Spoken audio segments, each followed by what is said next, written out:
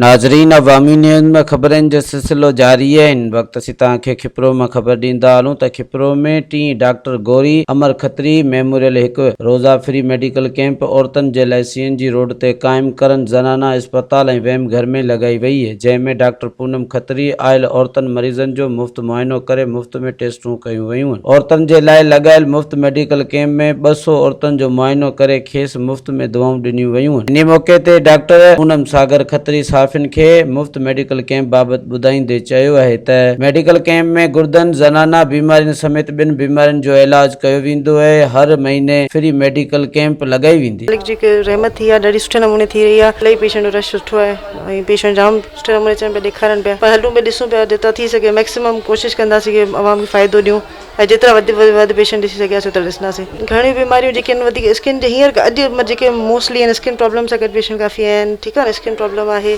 ऐं किडनी जा इशूज़ आहिनि, UTI थी वियो जंहिंमें, ऐं गैस्ट्राइटिस इलाही आहे पेशेंट में। ठीकु आहे न, गैस्ट्राइटिस थी वियो, अहिड़े नमूने सां पेशेंट प्रेज़ेंट कनि पिया। जेतिरी थी सघे त हाणे डिपेंड करे थो नंबर ऑफ पेशेंट ते। प्रोवाइड कोशिशि कयूं त किन खे 3 ॾींहंनि जो, किन खे 5 ॾींहंनि जो डोज़, कंहिंखे मैक्सिमम 5 ॾींहंनि ताईं, कंहिंखे 3 जो, कंहिंखे 5 जो, कंहिंखे हफ़्ते जो भी, जेके सफ़ा पूरे हफ़्ते जो भी डोज़ ॾिनो आहे। बहुत अच्छे तरीके से देख रहे हैं। कैब माशाल्लाह बहुत अच्छी लगी है। अम्मी की याद में, डॉक्टर साहब की याद में हमने लगाया है। तमाम ज़बरदस्त एक्सपीरियंस रहियो। जीअं लास्ट टाइम तव्हां ॻाल्हि कई त इहा मेमोरियल कैंप आहे जेका असां पंहिंजी वालदा जी यादि में लॻायूं था। उन्हनि जी जेके ख़िदमतूं हुयूं, असां चाहियूं था त असां बि उन्हनि जे जेका सिखायल तरबियत आहे उन ते हलूं, उन हिसाब सां ई असां हलूं पिया। पोयूं के अलाह शुक्र आहे तमामु ज़बरदस्ती ऐं मरीज़नि खे उन में तमामु घणो फ़ाइदो मिलियो।